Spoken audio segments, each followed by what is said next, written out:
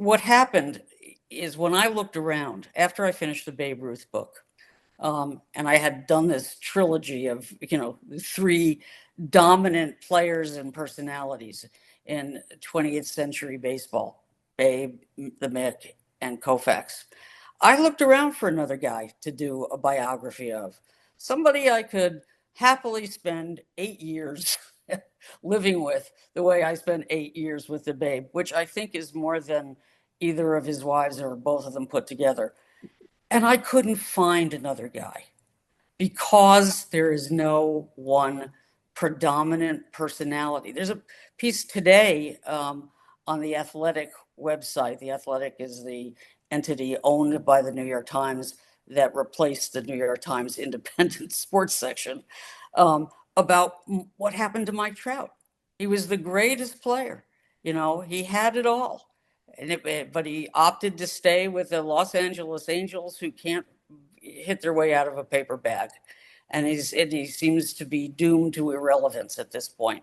His body is broken down. He's a fraction of the player he was. Anyway, and he didn't want to be a star. He didn't embrace it the way Babe Ruth did, or Mickey. Even Sandy, who was known as being publicly recalcitrant, always made himself available. And, he never avoided questions the way a lot of these guys do. So I couldn't find somebody.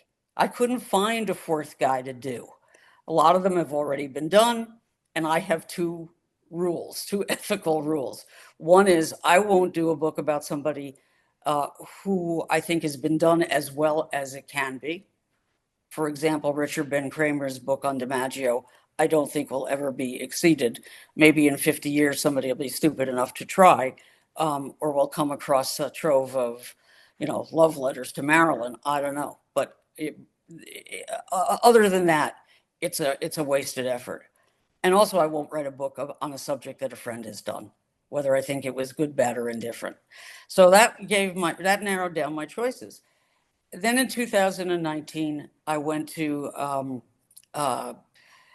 induction weekend at Cooperstown, and I had breakfast on the veranda of the Otisaga, the hotel that is the headquarters for everybody who matters in baseball, with Sandy Koufax and Joe Torre. And I'm like, there's rules, there's etiquette. You don't ask for autographs, you don't take notes, you don't record people. This is baseball at ease on the greatest day of the year. And they got into a conversation about baseball. Now, this was 4 years into what is called the StatCast era. StatCast is a system of cameras, high-speed cameras, that has allowed them to measure not just the speed of a pitch or the angle of a pitch, but how far from the pitcher's mound a pitcher actually lets go of a ball. So you now have something called extension rate, and you have the height of the ball coming down, and you have the axis of the ball and the torque of the ball, and God knows what else. I mean, you can't keep up with all the different formulas and measurements. And they're all enabled by this StatCast system, which is incredible technology. I mean, it's stupendous, but it changed the game because they could see what people couldn't hit, and hitters could see what happened when they changed the angle of their swing to what's known as the launch angle. So Sandy and Joe are having a conversation 4 years into the StatCast era, and Sandy says, pitchers half the time they don't know where the ball's going. And Joe starts to talk about what the max heave pitching has done. Max heave means that the ethos in pitching now is you throw as hard as you can on every pitch, and when your elbow tears, we'll get someone else, right?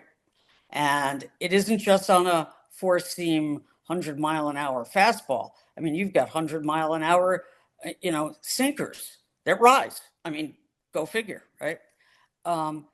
So Joe says, yeah, that means that the hitters have to reach across, and he's pantomiming this. And I can't, it's like they were talking in baseball tongues. I could not keep up with it, and there's no way I could reproduce it. But then Joe said, hard to watch. And Sandy Koufax replied, I don't watch.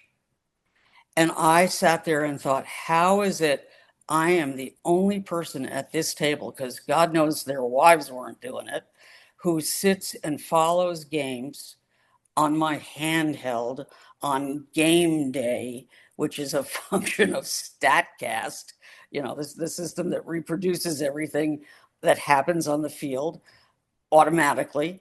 And they don't. What happened? And that was the question I wanted to answer. What happened to baseball that got us to the point where Sandy Koufax doesn't care?